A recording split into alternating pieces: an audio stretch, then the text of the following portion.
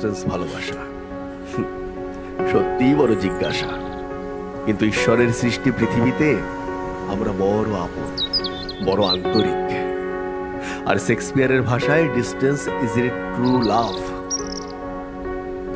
শুরু থেকে পরিণতি এক অসাধারণ পথ চলা, যেখানে ভালোবাসা কখনো হাত ধরেছিল বন্ধুত্বের, আবার কখনো সামান্য অপছন্দের।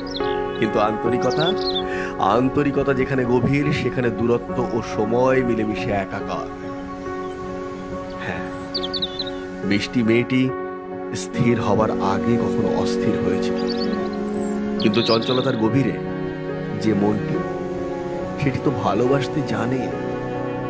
আর তার সূক্ষ্ম অনুভূতি অনুরণন সৃষ্টি করেছিল ওই দোষী ছেলেটির মনে। তাই তার হাল না ছেড়ে দেবার প্রচেষ্টা এক জাগরিত মঞ্চ সৃষ্টি করেছিল মেয়েটির মনে।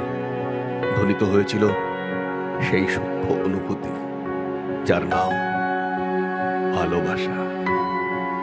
অবশেষে আজ তার পরিণতি। অপেক্ষায় নবপ্রজন্মের নতুন প্রাণ।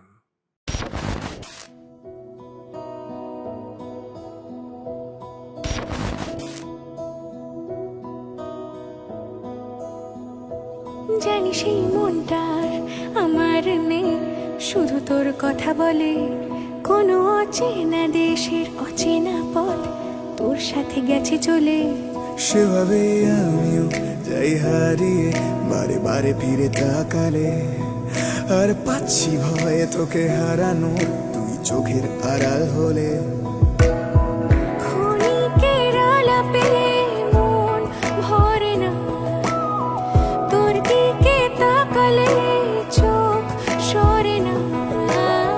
ক্ষণিকের আলাপে মন ভরে না, তোর দিকে তাকালে চোখ সরে না। একই মায়া জালে বেঁধে দিলি রে বল, তোকে ছাড়া কি আছে আমার? তুই সাথে সাথে থাক, আর হাতে রাখ হাত। তোকে ছাড়া কে আছে আমার? তুই সঙ্গে সঙ্গে চল, আর সামনে নিবি বল।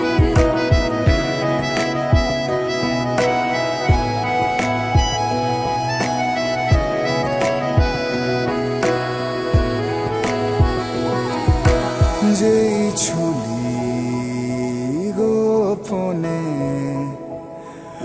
আমিও হারিয়ে গেলাম। দূর দেশের সীমানায় পা আমিও বাড়িয়ে দিলাম। বাজে অভ্যাসে তুই বারণ, আর আমার হাসি তুই কারণ। বাজে অভ্যাসের তুই বারণ, আর আমার হাসি তুই কারণ। কেন